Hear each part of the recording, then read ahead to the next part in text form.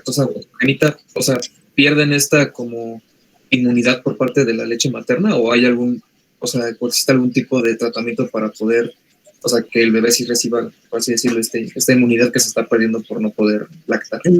Pues el bebé pues tiene que desarrollarla, y bueno, ¿cómo la desarrolla? Pues a chingadazos, es decir, a infecciones. ¿Ok?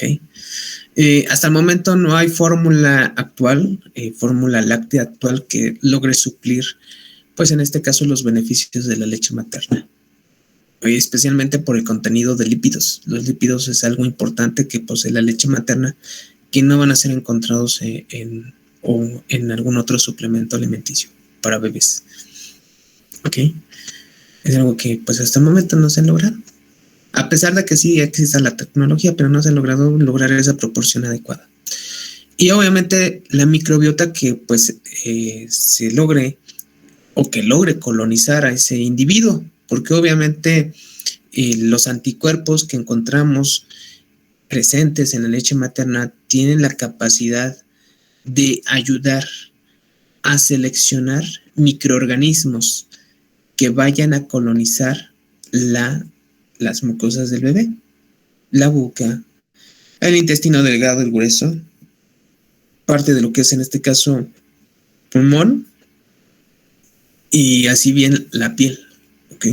Entonces, pues ya ni modo, el bebé va a tener que seleccionar de manera propia su microbiota, aunque pues tenga que pasar pues por diferentes infecciones o procesos infecciosos. En algunos casos, no en todos. Obviamente, seguramente conocemos a algún pariente, algún sobrino o hermano que pues a veces no logró pues tener este proceso de lactancia por parte de la madre, pero sí lo hizo a través de lo que es el suplemento con fórmulas lácteas. Y bueno, con buenos cuidados e higiene, pues se logró en este caso que no tuviera pues una constante recurrencia de infecciones. Entonces, varía de un individuo a otro. ¿Ok? Chicos. Ok, gracias. Bueno. ¿Alguien más? ¿Aquí alguien tiene hijos? ¿Alguien es mamá o es papá? No, ¿verdad? Chicos. No. Okay. No más de perrijos. De humanos. Perrijos. Bueno, los perrijos no cuentan. Chicos. No, pues muy bien. Muy bien. Pero espero que hayan llevado a vacunar a sus perritos. Claro, sí. Ok, recuerden que en estas fechas, febrero, marzo, es muy común que haya infecciones por parvovirus, entre otros. Entonces hay que vacunarlos. Si no lo han hecho, ya llévenlos. Ok. Y también pues ya se acerca la temporada de calor y aprovechan y la de la rabia de una vez. Bien, pues continuamos. Recuerden, la mayoría de estos órganos pues tienen no solamente una cantidad de células pertenecientes ya sean al tejido linfoide o amiloide, sino que además podemos encontrar otro tipo de células provenientes de otra naturaleza, entre ellas epiteliales. Vamos a encontrar una gran cantidad de células epiteliales y que van a tener una función particular en estos órganos. ¿Ok? Se caracteriza el timo por tener, en este caso, cierto peso, entre ellos de 40 a 50 gramos, y también, pues, ya les he mencionado que este órgano tiende a, en este caso, atrofiarse o involucionar cerca de la pubertad, ¿ok? Y es cuando, pues, ya deja de cesar la producción de linfocitos T, ¿ok? Entonces, durante los primeros años de vida, pues es vital el timo porque se asegura de poder tolerar diversos antígenos, como aquellos encontrados en alimentos, como aquellos encontrados propiamente en el ambiente, en el aire que respiramos y pues también en el pelo encontrado en nuestras mascotas, como gatos, como perros o lo que ustedes tengan, conejos, ratas, ratones, lo que ustedes tengan en mascotas. Entonces, el sistema inmunológico pues depende en mayor medida del timo, ¿ok? Y pues la ausencia de este o la atrofia de este pues representa un problema un problema para el individuo, especialmente en sus primeros años de vida. Algunas personas, especialmente aquellos que nacen con deficiencia de timo o, bueno, la carencia de este órgano, especialmente en aquellos enfermos por la enfermedad de DiGeorge o el síndrome de DiGeorge, en el cual pues, el timo, pues se presenta pues el desarrollo de infecciones recurrentes y también así, en este caso, pues el desarrollo de cáncer, de autoinmunidades por la ausencia de este. ¿Ok? Es algo que mencionar. Especialmente estas enfermedades pues puede ser, en este caso, tratados ya sea con el trasplante de timo. Esto pues lo veremos en el tema de trasplante propiamente y también abarcaremos pues parte de inmunodeficiencias, ya cuando lleguemos al tercero parcial. Bien, ¿cuál es la arquitectura del timo? Especialmente sobresale porque tiene una corteza tímica y también una médula tímica. En cada uno de estos sitios se lleva a cabo ciertos procesos vitales para el desarrollo y maduración de linfocitos T. ¿Ok? En la corteza tímica, por ejemplo, es ahí donde se llevan a cabo las principales fases de desarrollo hacia linfocitos T, CD4 y linfocitos T, CD8. Y cuando llegan a la médula tímica, ahí principalmente se llevan a cabo las fases de selección, es decir, aquellos linfocitos T, tanto CD8 como CD4, que reconozcan, por ejemplo, antígenos propios como extraños, serán eliminados a través de apoptosis. Es algo muy, muy especial que sucede ahí en la médula tímica. Y también suele suceder también durante la corteza, pero más sucede en la médula tímica. Es ahí donde se asegura que sí hayan linfocitos de calidad y pues no células en cantidad, ¿ok? Es algo importante. Entonces, hay que mencionar, entre otras características, que el timo posee una cápsula conformada por tejido conjuntivo y usualmente se extienden, en este caso, en forma de cordones hacia el parénquima del órgano. Mande. Disculpe, profe, ¿puede repetir lo que pasa en la corteza?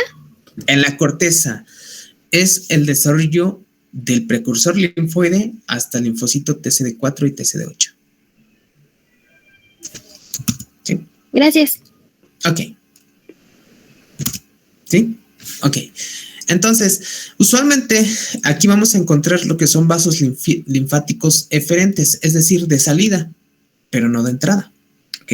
El timo está conectado con el sistema linfático, pero solamente para que del timo emanen los linfocitos, no de los vasos linfáticos lleguen al timo. ¿Ok? Así va, tiene esa dirección. También podemos encontrar fibras de colágeno, podemos encontrar fibroblastos, tejido conjuntivo, también células plasmáticas en cantidad variable, granulocitos, linfocitos, mastocitos, células adiposas y finalmente los macrófagos. ¿Ok? Y pues ya cuando se degenera el órgano, pues podemos encontrar pues células adiposas o vestigios de lo que fue en un tiempo el timo, tejido conjuntivo o fibras en este caso de colágeno. Bien, este tipo de arquitectura mediada por los cordones llegan a formar en este caso los lóbulos tímicos. ¿Ok? Entonces, eso es en cuanto a la arquitectura general de lo que es el timo. ¿Ok? Bien, ahora ya hemos visto órganos linfoides primarios, nos falta revisar en este caso órganos linfoides secundarios. ¿Cuál es la función de estos? Ya habían mencionado ustedes que es el sitio donde hay un contacto entre el antígeno y los linfocitos. Y bueno, así es un sitio de encuentro entre el antígeno y el inicio de la respuesta inmunitaria como tal adaptativa. ¿Ok? Entonces es algo importante que citar. ¿Por qué? ¿Por qué motivo o razón? Porque en estos órganos linfoides pues encontraremos una gran cantidad, en este caso tanto de linfocitos T como de linfocitos B, que sean específicos a un antígeno. Obviamente no todos los linfocitos B y no todos los linfocitos T, pues en este caso se usarán para responder ante un antígeno. Obviamente de todos los millones que existen, solamente unos cuantos serán elegidos para responder o tendrán esa especificidad y afinidad para ese antígeno. ¿De acuerdo, jóvenes? Y hay que mencionar que también en estos órganos linfoides secundarios, una vez que se inicia la respuesta inmunitaria mediada por linfocitos T y B, se seleccionan aquellos que sean mejores, ¿ok? Para representar la respuesta inmunológica. Y se eliminan aquellos que no son, pues, buenos. Entonces se eliminan. Entonces también se lleva a cabo también este proceso de calidad. El sistema inmunológico pues se guía también por la calidad en las respuestas inmunológicas. No solamente avienta células porque sí. ¿De acuerdo? Hasta aquí. ¿Todo entendido? ¿Todo claro? Chicos. Todo bien, todo bien. Ok. Bien, entonces, dentro de lo que son los órganos linfoides secundarios, pues, encontramos a los ganglios linfáticos, los cuales en este caso ya hemos visto que sus ubicaciones suelen ser variadas, desde el cuello, axila en este caso, y también pues los podemos encontrar en la región inguinal. Obviamente en este caso están conectados a través de un sistema de tubería, en este caso llamados vasos linfáticos, tanto eferentes como aferentes podemos encontrarlos, y hay que mencionar en este caso que también poseen adaptaciones vasculares, ya sea conectadas a las arterias y venas. ¿Ok?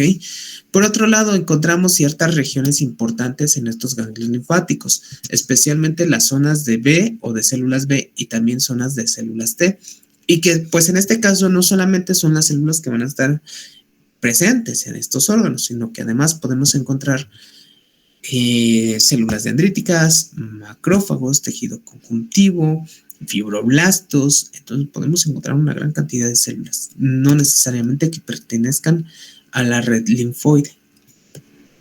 Por otro lado, en estos sitios, pues es no solamente sitios de contacto con el antígeno, sino también sitios en los cuales inician los fenómenos de regulación de las respuestas inmunitarias, ¿ok?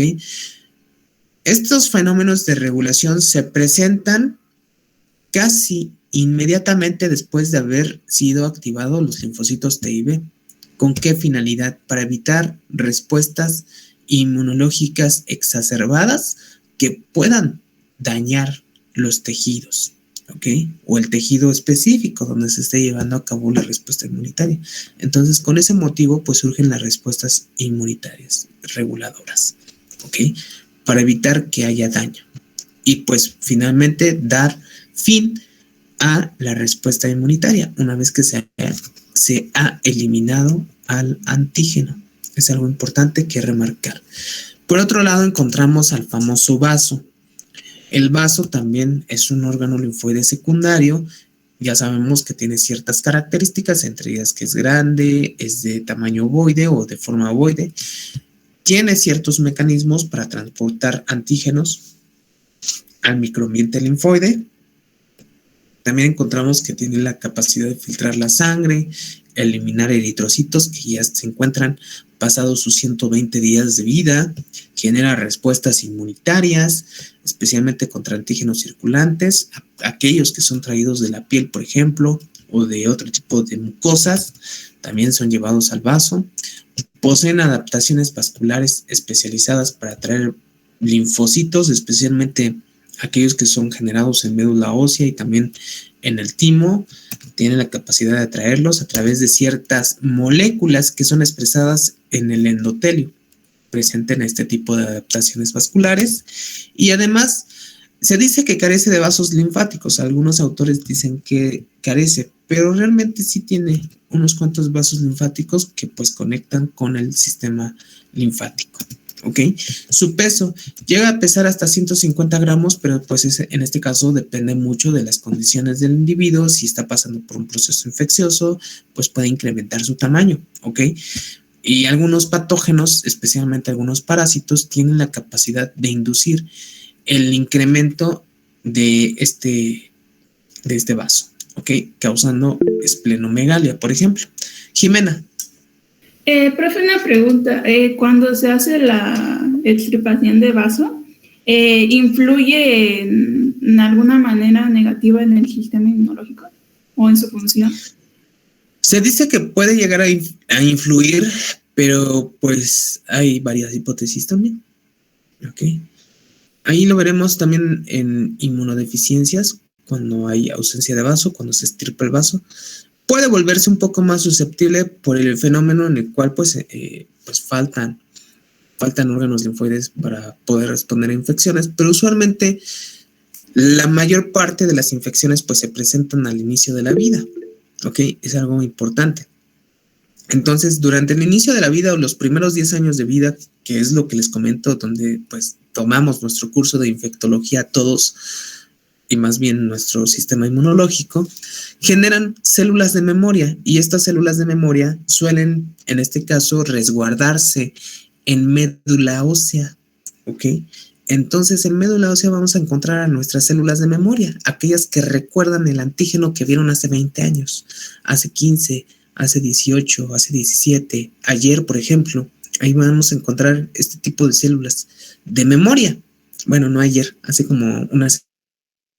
Entonces, hay que mencionar que estas células van a estar ahí disponibles. Si nos quitan el vaso, no sucede nada grave, pero sí hay algunas hipótesis que dicen que suele haber algunos efectos adversos, pero finalmente nuestro sistema inmunológico pues tiene células de reserva en médula ósea, y pues en este caso el daño ya como tal a células presentes en médula ósea pues sí representa un riesgo, especialmente por ejemplo en aquellas personas que están sometidas a terapias de radiación, o bueno, radioterapia, o bien a la quimioterapia. ¿Por qué? Porque este tipo de terapias llega a afectar a la mayor parte de las células, independientemente si son tumorales o no lo son, ¿ok?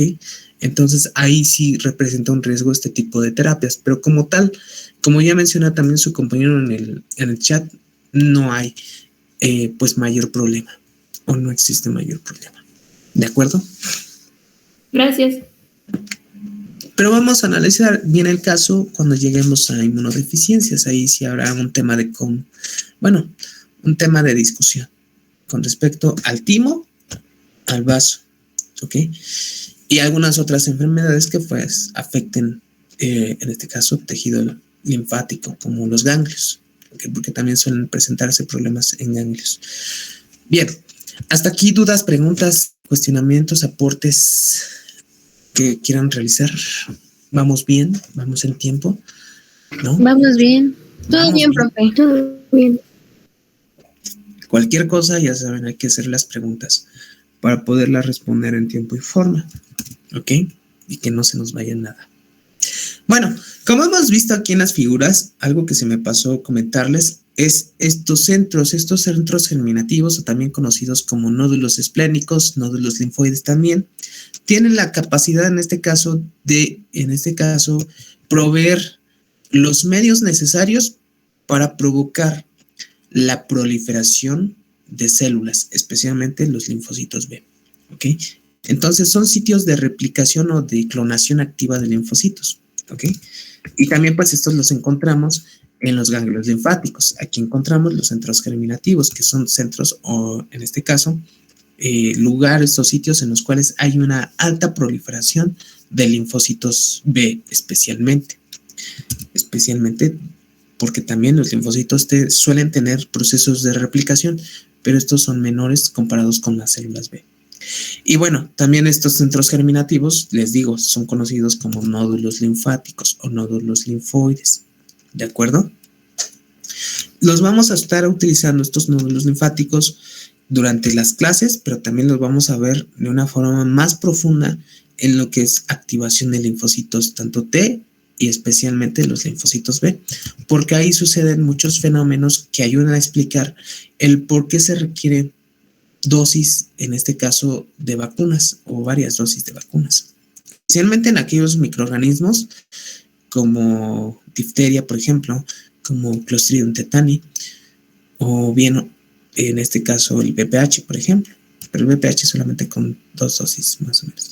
Pero bueno, en fin, ahí estos centros germinativos nos ayudan a explicar el porqué, ¿ok?, de estas dosis.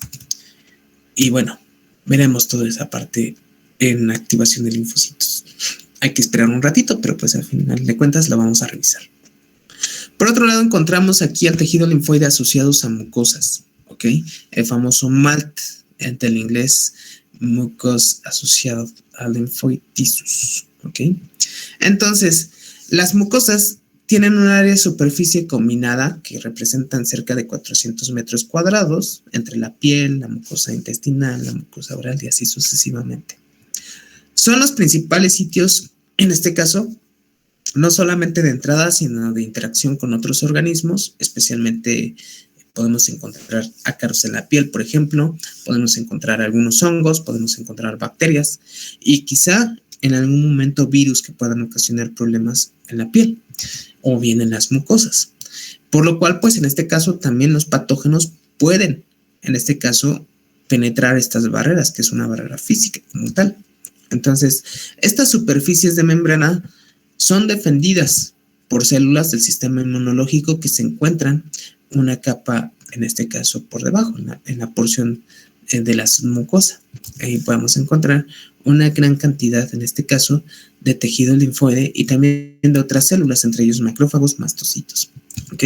Que ayudan a defendernos de diferentes patógenos, ¿ok? Y también de daños, no solamente patógenos, sino también de agresiones físicas y químicas.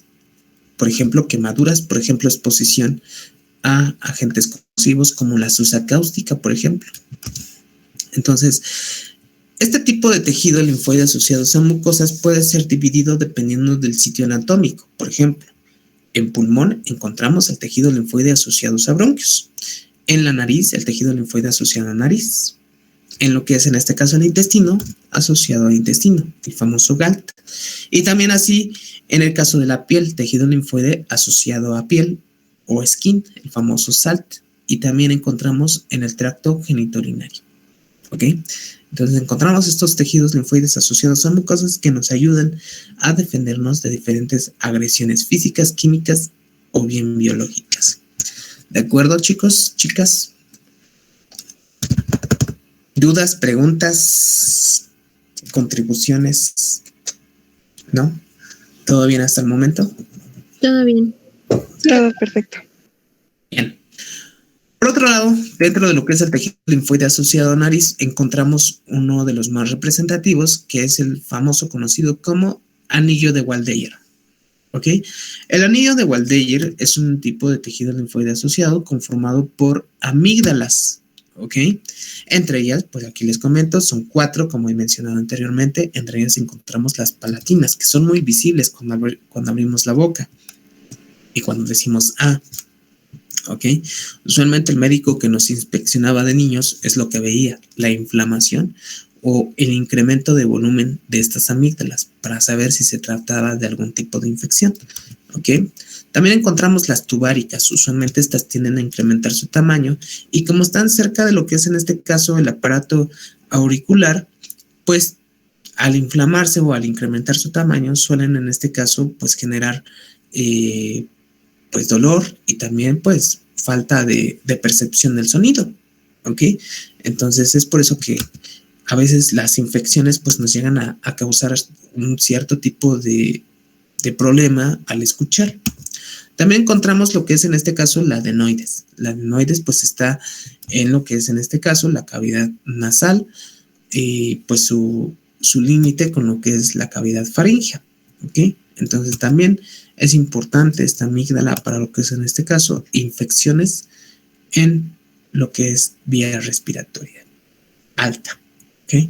Por otro lado encontramos la lingual. Esta está muy cercana a lo que es en este caso parte de la lengua y está pues en este caso en la parte posterior o sí, posterior a lo que es en este caso la faringe.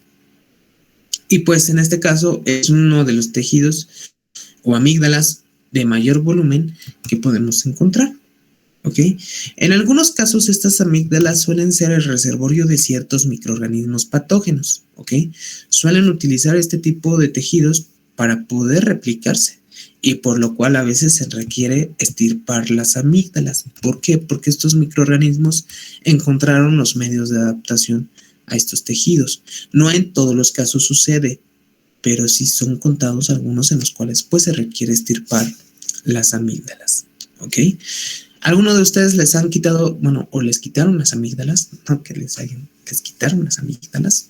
¿O conocen algún caso en los cuales pues se quitaron las amígdalas por la recurrencia en infecciones ¿no? ¿Sí? No. Sí, usualmente en niños o bien en adultos suele haber este tipo, pero es más frecuente en niños, en los cuales pues se quita la amígdala, se retira. ¿Por qué? Porque hay recurrencia en infecciones por el mismo patógeno, ¿ok? Especialmente aquellos que causan pues faringitis o amigdalitis, ¿ok? Entonces es por eso que se requiere pues extirparlas. Y también para evitar pues en este caso pues los problemas para hablar, para comer, ¿ok? Y también otro tipo de problemas que pueden ser más serios, por ejemplo, una inflamación sistémica y que pueda pues poner en riesgo la vida del paciente. Aquellos que van a ser pediatras van a tener que volver a tomar esta parte de inmunología para tener pues en este caso bien atendidos a sus pacientes, especialmente los niños, que todos se llevan a la boca, ¿verdad?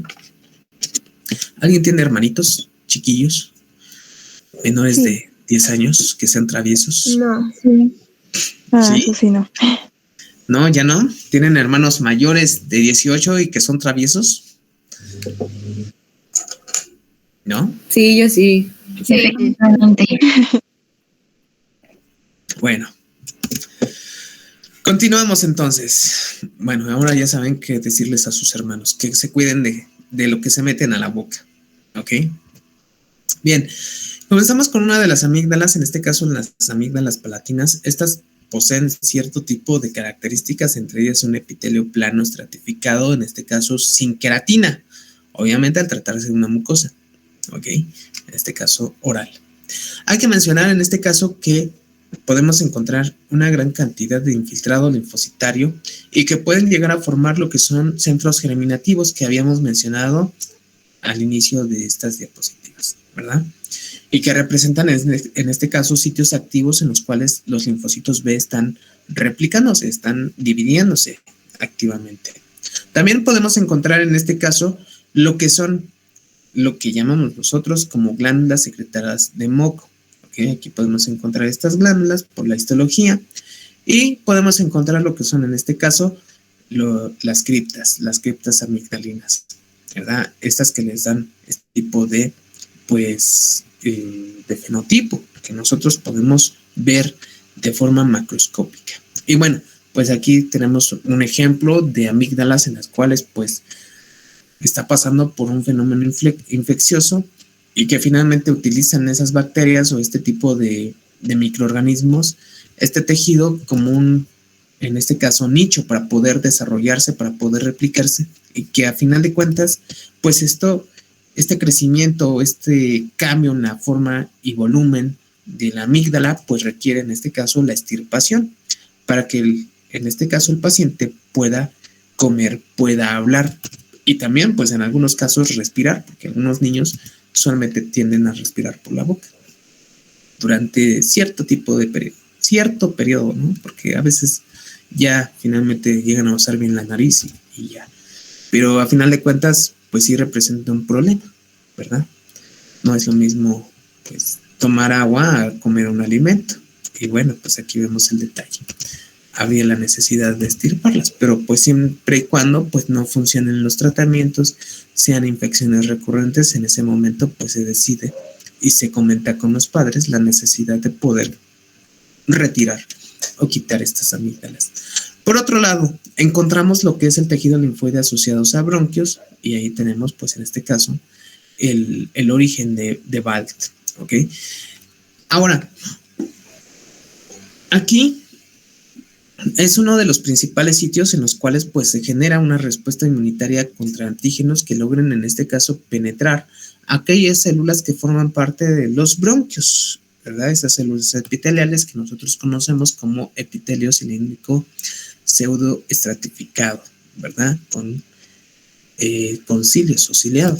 Entonces, hay que mencionar aquí que podemos encontrar pues una gran cantidad de células, en especial linfocitos, en especial macrófagos, y también, dependiendo en este caso de la respuesta que se genere, encontraremos ya sea neutrófilos, eosinófilos o bien basófilos.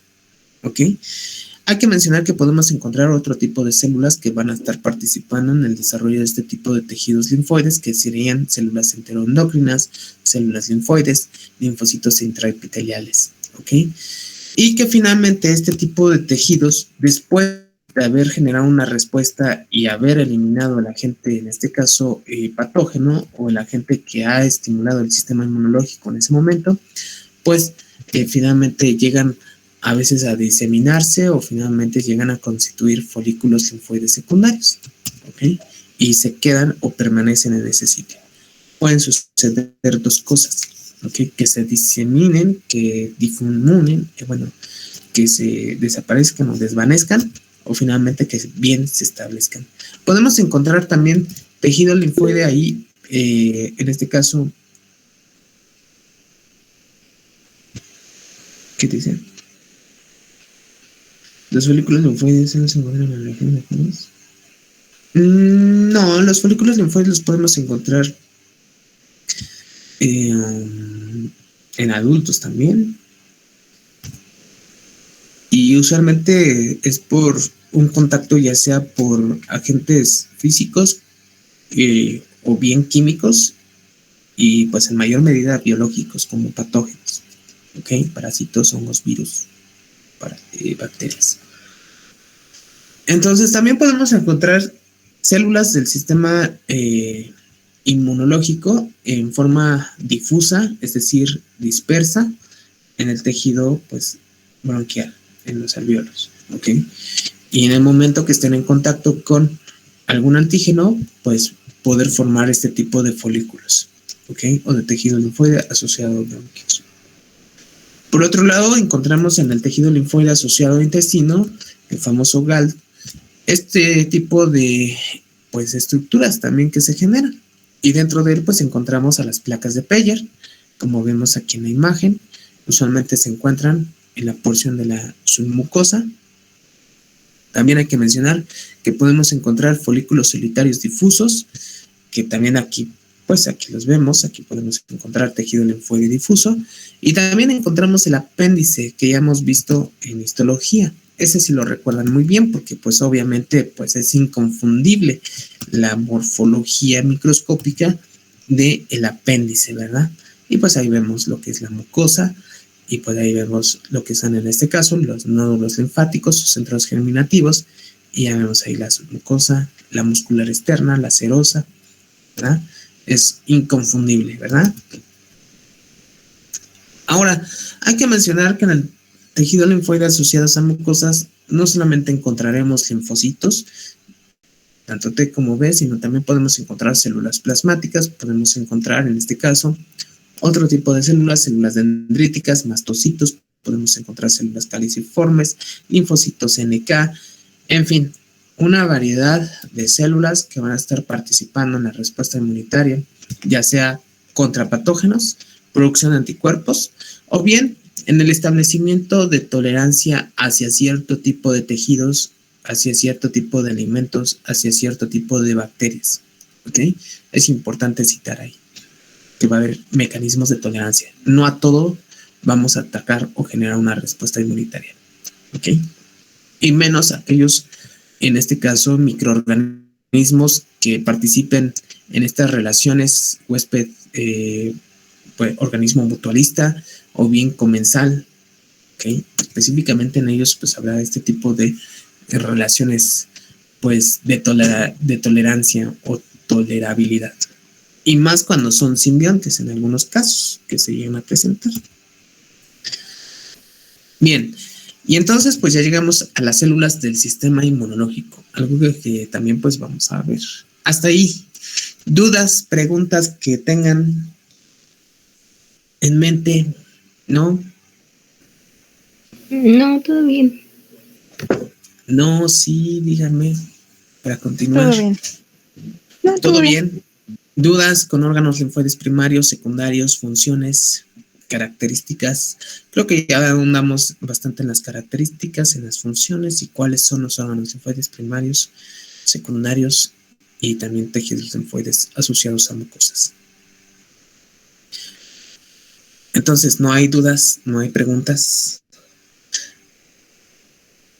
Bueno, Yo nada más si no, algo ya en el... rápido. Mande, Daniela. Ahí en lo de tejido linfoide, ¿no faltaría el que es CALT? ¿O ese no? Es que es el que es asociado a la conjuntiva, ¿no? El CALT, conjuntiva. Podríamos tomarlo en cuenta. ¿Y qué características tiene? ¿O nos podrías comentar? El tejido linfoide asociado a conjuntiva. Pues recuerdo que es el que sirve como de protección para la superficie ocular, ¿no? Uh-huh. O sea, es como la regulación de la respuesta inmune. Bueno, es que no. Sí, creo que sí. Sí, me acuerdo muy poquito, dice, pero quería saber si igual entraba o estaba mal.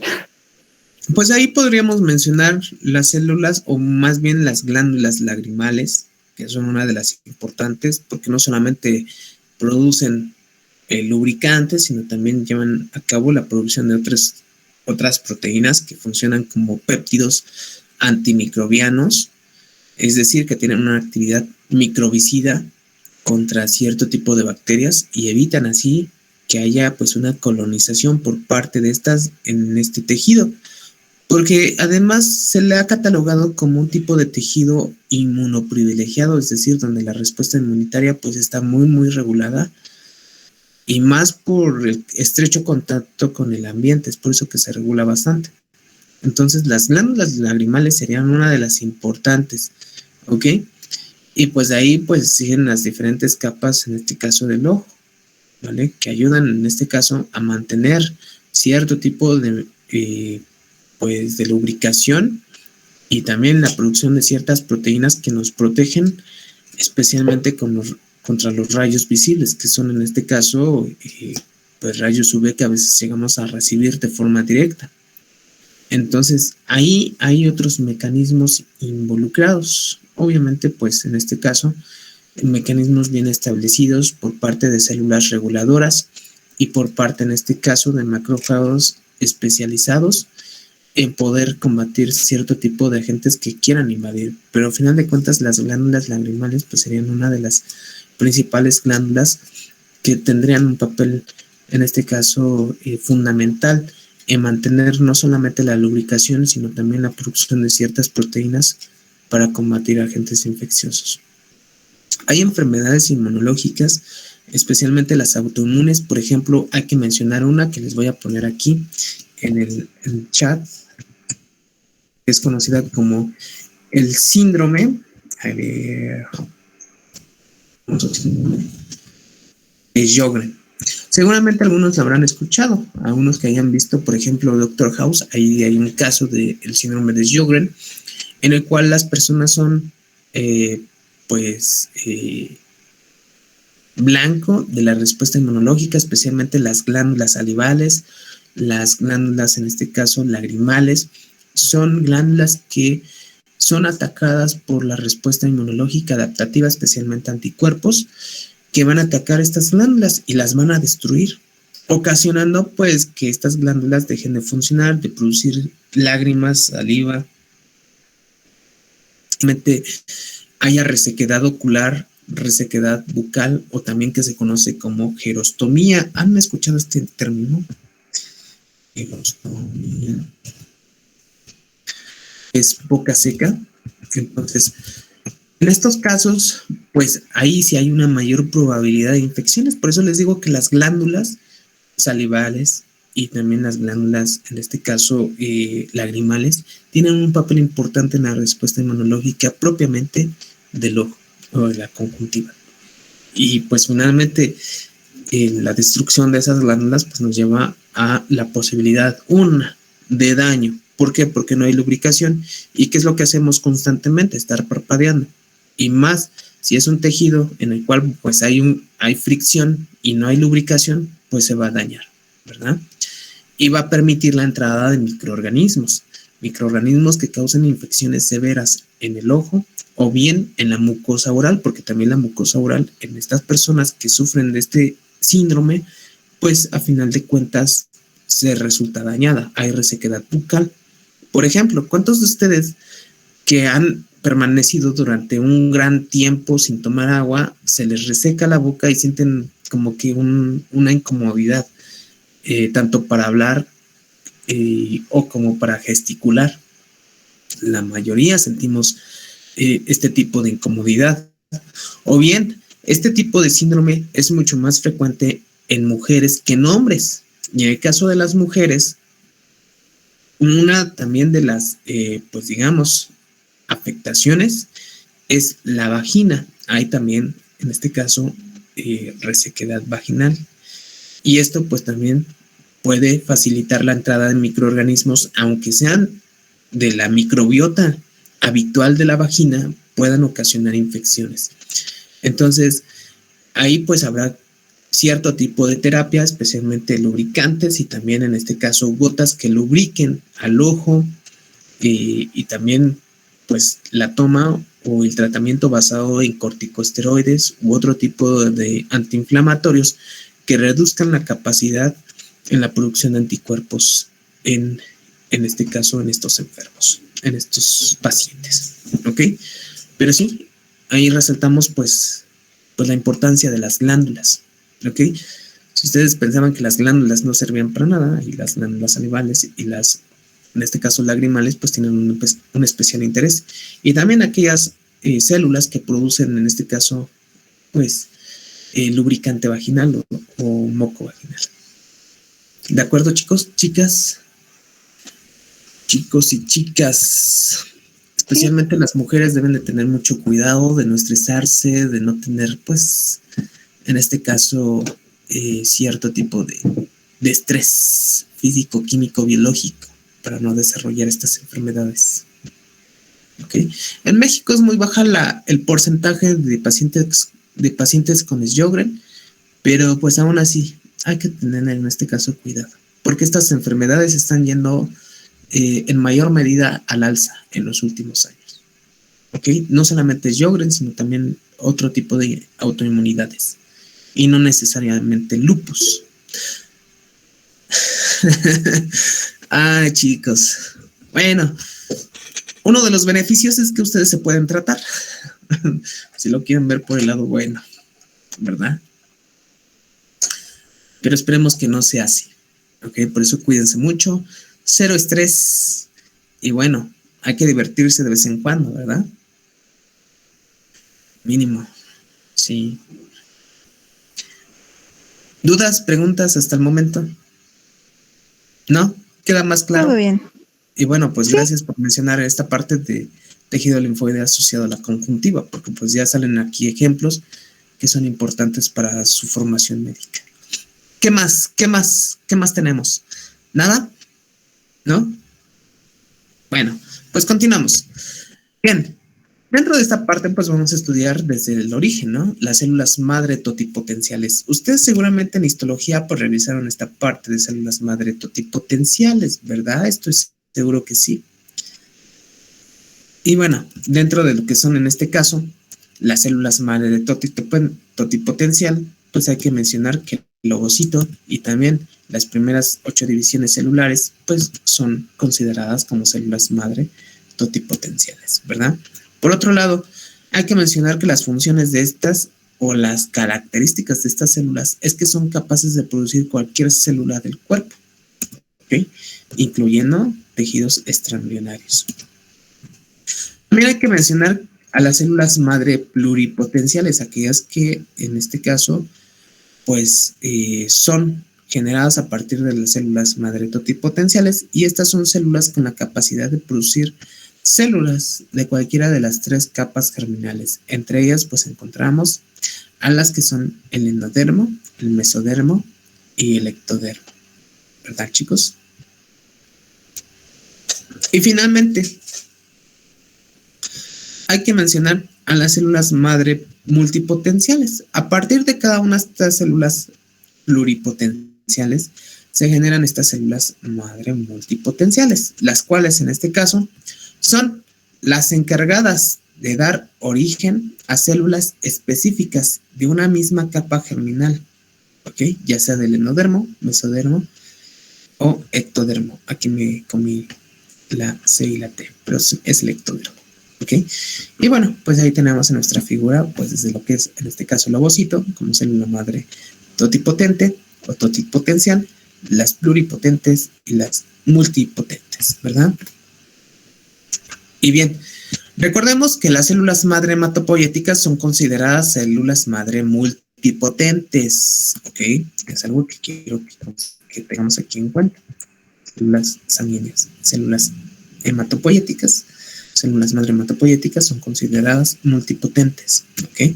Entonces, a partir de estas células madre multipotentes o células madre hematopoyéticas, ¿okay? Que es el ejemplo especialmente en tejido sanguíneo de células madre multipotentes, se da acá un fenómeno que se conoce como hematopoiesis. ¿Y qué es la hematopoiesis?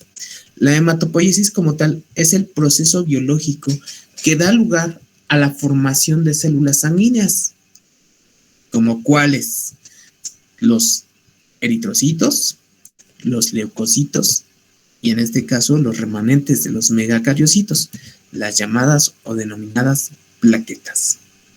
¿De acuerdo? Chicos, chicas. Sí, doctor. Sí. Ok. Ahora, este fenómeno conocido o este proceso conocido como hematopoiesis inicia durante, en este caso, la gestación. Especialmente inicia en el saco vitelino y ahí perdura durante mucho tiempo hasta que, pues en este caso, el feto pues ya sale como neonato, ¿ok? Pero también encontramos que transitoriamente pasa hacia lo que es en este caso el hígado, el vaso y finalmente en médula ósea. Y como vemos aquí, a partir de lo que es en este caso el quinto o sexto mes, pues ya empieza la producción en médula ósea, séptimo mes también. Entonces ya en médula ósea empieza a ver lo que es en este caso hematopoiesis. ¿Ok? Hay que mencionar aquí que después del nacimiento la hematopoiesis, y como ustedes han hecho ver, está presente en huesos largos como la tibia, el fémur. ¿Ok? Y en este caso desciende en estos antes de los 30. Ya después de los 30 años, pues ya no hay producción activa de estos componentes, en este caso sanguíneos, en estos huesos, sino que pasan a otros, como la costilla, el esternón y la vértebra, que en este caso son los sitios más activos, ¿ok? En este caso, pues le siguen la tibia y el fémur, y se conservan durante muchos años. ¿Okay? Aquí pues nos dejan hasta los 50 años, pero se llegan a conservar pues durante varios años, hasta que pues finalmente pues otros sistemas pues ya no dan para más y finalmente culmina la vida. Bien, en cuanto a las células madre hematopoyéticas, pues hay que mencionar que derivan del mesodermo y de ahí pues se originan en este caso dos progenitores o dos linajes, ¿ok? El linaje linfoide y el linaje mieloide. ¿Ok? Hasta aquí, dudas, preguntas que tengan, chicos. No, todo bien. No, profe. Todo bien. Ande.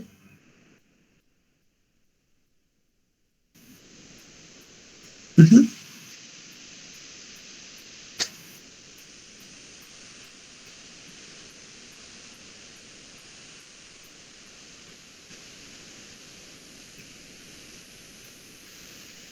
Ok, también. Muy bien.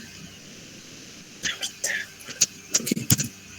Así es, complementando eso. Bien. ¿Quiénes estudian, en este caso, las células madre hematopoyéticas y sus precursores linfoides y mieloides originados a partir de estas? Hay tres personajes importantes. Uno, en el cual, la época en la cual vive, solamente propone la teoría, pero pues finalmente no hay medios para poderlo conocer o poderlo en este caso comprobar. Él fue Alexander Maximov. En este caso, en 1909 propone este tipo de teoría o hipótesis. Finalmente no logra comprobarse, pues en este caso por la ausencia de los métodos y tecnología en la cual pues no se dispone. Más tarde, James Steele y Ernest McCulloch retoman esas hipótesis y teorías por parte de Alexander y las comprueban en 1960. ¿Ok? De hecho, pues ellos se llevaron un premio que se conoce como el premio Lasker, que es la antesala para el premio Nobel. Muy pocos, en este caso, llegan a ganarlo, y también llegan a ganar, en este caso, no solamente el premio Lasker, sino también el premio Nobel. Pero al final de cuentas, en este caso, ellos solamente se ganaron el premio Lasker, no fueron nominados para el premio Nobel, si no mal recuerdo. Pero bueno, ellos estudian la célula precursora. Estas células precursoras, progenitores linfoides y progenitores mieloides. ¿Sí? Entonces, ¿qué tipos de células participan en la hematopoiesis? Especialmente van a participar lo que ya hemos visto, la célula madre hematopoietica, o aquí en esta imagen descrita como célula madre multipotente. ¿De acuerdo? Recuerden que esta se considera la madre y por lo tanto da origen a dos tipos de células. Una que se considera el progenitor mieloide, o aquí en esta imagen descrita como célula madre mieloide, y el otro como precursor o progenitor linfoide, o aquí conocido como célula madre linfoide. ¿De acuerdo? ¿Todo bien hasta aquí? ¿Se me van siguiendo? Sí. Ok. ¿Qué es lo que hace este precursor mieloide o este progenitor mieloide? Este progenitor mieloide requiere de diferentes factores solubles presentes en el medio o secretados por parte de diferentes células encontradas en el organismo, en el cuerpo. ¿Ok? Especialmente estos factores solubles son conocidos como hormonas, y también en este caso podemos encontrar a las llamadas citocinas.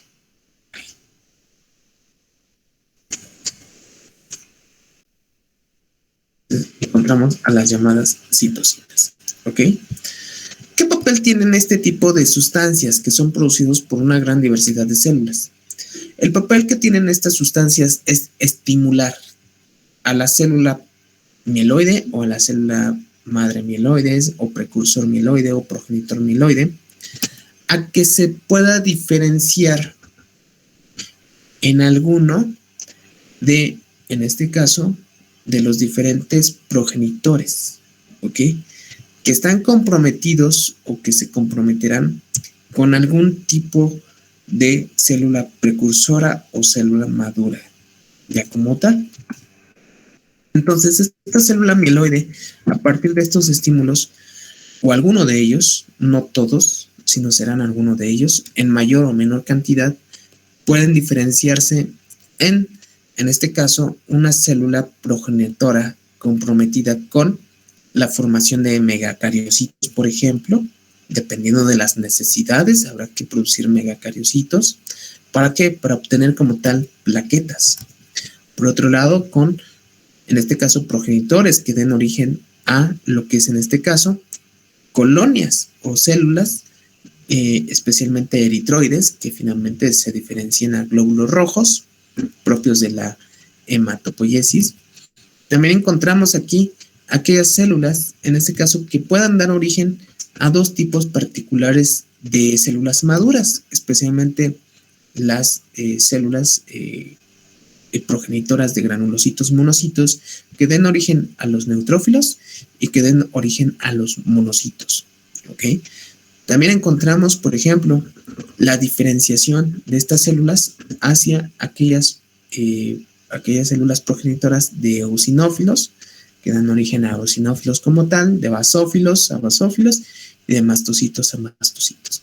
Entonces, dependiendo en este caso de estos factores y también de factores secundarios que vemos aquí, especialmente citocinas, especialmente factores de crecimiento, especialmente lo que es en este caso hormonas como la trombopoyetina o bien la eritropoyetina, pues puedan dar origen a cierto tipo de células. ¿Ok? Cada una con diferentes requerimientos durante su desarrollo. Aquí solamente lo vamos a ver de una forma muy generalizada, no se traten de aprender todos estos requerimientos o estos factores. ¿Por qué? Porque en sí, en este caso, en este momento, no es como que ya los hayamos revisado particularmente, porque sí es bastante información respecto a citocinas y hormonas, pero sí que se requieren en este caso ciertos factores solubles y en este caso con la finalidad de poder diferenciar ese progenitor mieloide en diferentes células, ¿ok? Células que encontraremos nosotros en sangre, ¿verdad? Porque es ahí donde encontramos estas células o a estos remanentes, ¿ok? Como las plaquetas, como los glóbulos rojos, neutrófilos, monocitos, eosinófilos, basófilos, mastocitos. Obviamente, este árbol se queda corto porque todavía faltan las células linfoides innatas, faltan lo que son las células, en este caso, dendríticas, porque hay células dendríticas que derivan de la célula madre mieloide, ¿ok? Pero en fin, esas son las importantes que nosotros pues debemos de conocer. Hasta aquí, dudas, preguntas que tengan, chicos, chicas. ¿No?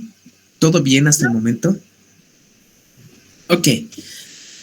Y por otro lado, a partir de la célula madre linfoide o bien del progenitor linfoide o precursor linfoide, se originan pues dos caminos, bueno, dejémoslo ahorita en dos, pero realmente son tres, porque un camino nos lleva hacia las células natural killer, que aquí pues no las describe el autor, pero estos dos caminos son importantes. Una que nos lleva hacia el desarrollo y maduración del linfocito B y otra que nos lleva a la pues maduración y desarrollo del linfocitos T.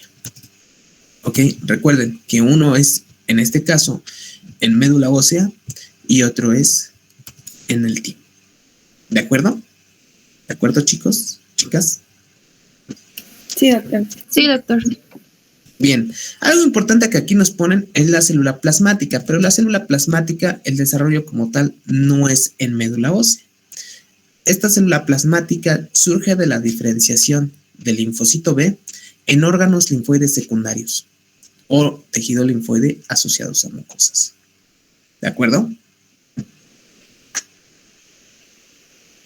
Sí. Sí. Ok. Sí, doctor. Ok. Bien, uno de los procesos importantes dentro de lo que es en este caso la hematopoiesis es la que se conoce como eritropoiesis. Obviamente la eritropoiesis pues da lugar a la formación de eritrocitos. Sabemos que los eritrocitos tienen una función importante. ¿Cuál es esa función importante que tienen los eritrocitos? Transportar el oxígeno. Rebeca, Pues sí, iba a decir eso, transportar el ya oxígeno. nos mencionó Rosas que es transporte de oxígeno. Ok, ¿y qué más? Nada más. La recolección de desechos, ¿no? Recolección de desechos. ¿Cuáles desechos, Méndez? Puede ser el dióxido de carbono. Dióxido de carbono. Ok, ¿qué más? Sería el intercambio gaseoso. Cárdenas. El intercambio gaseoso. Intercambio gaseoso. ¿Gracioso o gaseoso? No, gaseoso. Ok. ¿Y qué más vieron en bioquímica respecto a los eritrocitos en su primer semestre de la carrera de medicina?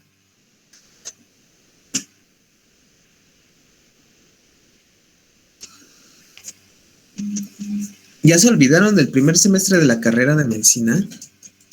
Que contienen hemoglobina. Ay, Marisol. Rodríguez, a ver, cuéntanos. Pues recuerdo que los eritrocitos son como una célula con forma de disco bicóncavo. Tienen diámetro de 7 a 9 micrones y su contenido principal es hemoglobina, que a la vez es una proteína globular que ayuda a lo que es el balance del pH. Balance del pH. Osorio. ¿Ya me escucho? Gracias, Rodríguez. Ya te escucho. Bueno, yo me acuerdo que servía para transportar oxígeno de los pulmones a todas las partes del cuerpo y como pues ya lo había mencionado, que tiene mucha hemoglobina. Mucha hemoglobina. No mucha, tiene cierta proporción. Bien ahí. Bien, si no mal recuerdo, también se encarga, ya habían dicho, de eliminación de desechos. Entre ellos, pues se encarga de eliminar, ahora sí que de los tejidos, este dióxido de carbono como sustancia residual, para que sean como redirigidos hacia los pulmones. Ok. David. Bueno, creo que no lo han mencionado, pero creo que también interviene para la regulación de la temperatura corporal y transporte de nutrientes. Ahora. ¿Es un amortiguador ácido-base? Es un amortiguador. ¿Por qué? ¿Por qué es un amortiguador ácido-base? Ya nos mencionó Rodríguez y tú lo vuelves a mencionar. ¿Pero por qué? Porque va a ser es que no me acuerdo que con el ácido, con el bicarbonato, de la hemoglobina, algo así. A ver, Jesús, cuéntanos. Es porque los eritrocitos, hay como una enzima que lleva a cabo una reacción entre el agua y el dióxido de carbono. Que ¿Cómo se llama esa enzima? ¿Cómo se llama? Anhidrasa carbónica, ¿no? Ajá. Anhidrasa carbónica. Que transporta el CO2 en forma de bicarbonato y pues este bicarbonato es el que ayuda al equilibrio ácido-base. Ok. Levanten la mano, sí. Daniel ya se enojó. No hay orden. Pon orden, Daniel. Si el profe no lo hace, ponlo tú. Ok. Entonces, hay una enzima en los eritrocitos que se encargan de balance de pH. ¿Por qué es necesario balancear el pH? ¿Por qué nuestro organismo balancea el pH? ¿O por qué quiere llevarlo a un equilibrio, un pH determinado? Rebeca. Para poder lograr la homeostasis, ¿no? Podríamos tener una acidosis o una alcalosis y pues... Ok, esa es una. ¿Qué más hará? Para los procesos enzimáticos que se lleven, que sus funciones se lleven a cabo de manera correcta. En un pH adecuado. Ustedes seguramente vieron en sus gráficas de actividad enzimática temperatura, actividad enzimática pH, actividad enzimática sustrato, ¿verdad? Sí. Entonces, el pH es una de las que se consideran ahí dentro de lo que es, en este caso, en la importancia de la actividad enzimática. Y así, pues, el pH pues debe de ser regulado. Hay 3 órganos importantes que se encargan de la regulación, ¿verdad? ¿Cuáles son? A ver, Jesús. Por mencionar 2, pues supongo que estarían primero los pulmones. Pueden ser. El otro sería el riñón. Y por último, no sé. Rebeca, complementa. Ay, no, justo estaba acordándome del tercero. ¿Qué pasó? No puede ser. A ver, cuéntanos, Méndez. Podría ser el páncreas también. Y no, María. Riñón, pulmón, hígado, ¿no? Esos 3. Con eso son más que suficientes. Todos los tejidos tienen la capacidad, pero estos 3 son los importantes. ¿Algo más que nos quieras comentar, Caleb? No, nada. Entonces, recuérdenlo. Eso es vital. Eso son preguntas del ENARM. Entonces, hay que recordar eso. Porque siempre les van a estar preguntando acidosis, alcalosis, acidosis respiratoria, alcalosis respiratoria, acidosis metabólica, alcalosis metabólica. Ellos les van a estar preguntando. Van a hacer preguntas en este caso, pero por default vienen estas preguntas. ¿Ok? Entonces hay que repasar la bioquímica. Es fundamental. Y en Fisio 2 es donde la van a ocupar. Ahí su profesor de Fisio 2 va a estar ahí, pues, duro con estos 2, estos temas de acidosis y alcalosis. ¿Ok? Especialmente cuando vean pulmón, especialmente cuando vean, en este caso, riñón. Y también en este caso, hígado. Y fisiopatología, pues ni les digo. Ahí sí lo ocupan, pero de base. ¿ok? Y otras asignaturas, como farmacología. ¿De acuerdo, jóvenes? Sí, no, sí. Sí. profe, sí. Entonces, una de sus tantas funciones que resaltan ahí, pues es su capacidad de regulación de pH, de regulación metabólica, de transporte de oxígeno, de excreción de ciertas sustancias. Y bien, se dice que los eritrocitos, pues, podrían no tener una relevancia en la actividad inmunológica, pero sí lo hacen por el transporte de oxígeno. Algunos microorganismos son incapaces de vivir con la tensión de oxígeno que nuestras células mantienen. ¿Ok? Entonces el oxígeno es un componente, un compuesto, bueno, un elemento que a final de cuentas suele no ser tan adecuado para el crecimiento y desarrollo de bacterias, virus o hongo. Bueno, bacterias más que nada. Algunos patógenos como hongos y parásitos tampoco pueden vivir en tensión de oxígeno, a la cual nuestros tejidos se encuentran sometidos. Entonces se considera también como un agente antimicrobiano y pues realizan el transporte los eritrocitos. ¿Ok? Pero bueno, ese es un tema un poco discutible por la comunidad de inmunólogos y también de microbiólogos. Algunos no están tan de acuerdo, algunos sí, entonces pues solamente lo hago como comentario. ¿Ok? Y bueno, aquí es importante mencionar que los eritrocitos, a partir, en este caso, de la diferenciación de células madre, pues se requieren hormonas, especialmente la eritropoyetina, que es producida, en este caso, en células encontradas en el riñón.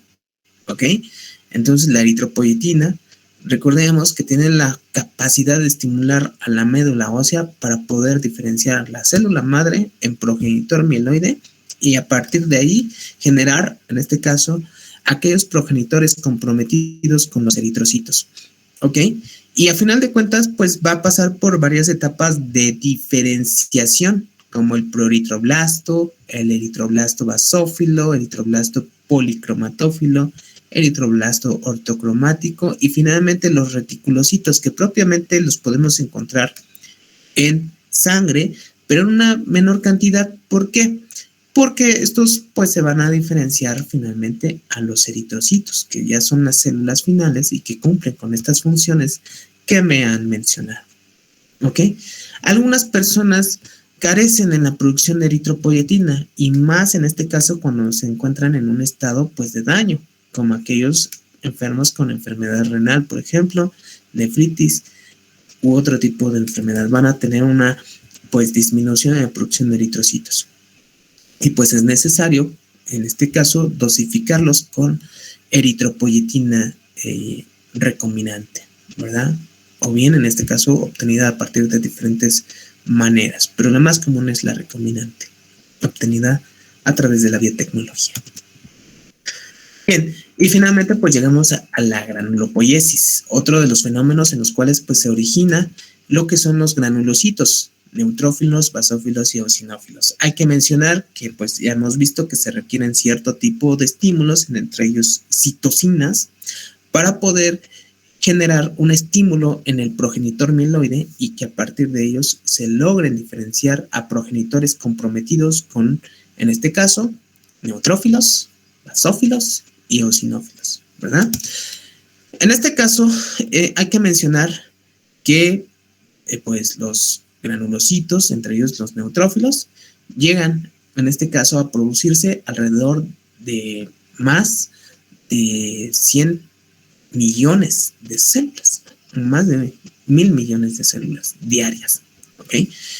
Y pues esta producción pues nos ayuda a mantener pues una homeostasis en contra de patógenos o combatir a estos patógenos que puedan, en este caso, representar una amenaza a nuestro sistema inmunológico.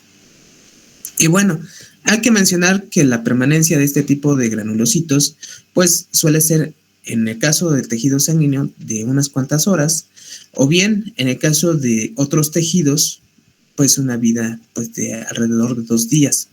Posteriormente serán destruidos si es que no llegan a a usarse, a utilizarse, y finalmente la manera en la cual pues se desechan es a través de las heces, ¿ok? Son eliminadas a través del tubo digestivo. Y bueno, hasta aquí nos vamos a quedar en granulopóiesis, y pues vamos a ver la próxima clase esta parte relacionada con la citometría de flujo, algo que pues ustedes pues ya me han comentado que les ha fascinado. Y claro que sí, vamos a comentar esta parte de factores como, en este caso que habíamos mencionado, densidad paramétrica, bueno, multiparamétrica. Vamos a hablar un poco de este concepto y también nuevamente de la densidad antigénica. Entonces, algo importante que pues hay que recordar, ¿verdad? Y que qué bueno que les haya gustado estos videos. Claro que estaré compartiendo otros enlaces para que ustedes vean otras metodologías que hemos visto en la historia y que pues seguramente a algunos les va a fascinar y a algunos otros no tanto. Pero bueno, así son las materias. A algunos va a gustar y a algunos, ¿verdad? No todo nos tiene que gustar. Muy bien, chicos, pues sin otro comentario que agregar, Nazaret. Ay, perdón, disculpe, las tareas como son a mano o a computadora o es libre. Mira, esencialmente pueden realizarlos ustedes a computadora, no es obligatorio, pero a mano pues que sea legible y usualmente que las digitalicen. Obviamente las digitalizan a fotografías, pero especialmente a mí me conviene más que a partir de la fotografía pues la conviertan a PDF. Ok, eso mejora mucho. Sí, gracias. Bueno, nada más eso.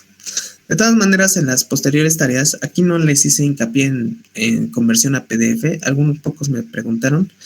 Entonces, si la quieren hacer a mano, háganlas, le toman foto o las escanean y finalmente las digitalizan a PDF. Pero ya en las posteriores tareas, allí haré énfasis en PDF para que pues no haya inconvenientes. Ok, pero bueno. ¿Algo más que quieran añadir, preguntar, cuestionar? ¿No? No, todo bien, profe. Gracias. Todo bien. ¿Todo bien hasta el momento? Pues ok. Pues nos vemos el próximo martes y bueno, pues pasen un excelente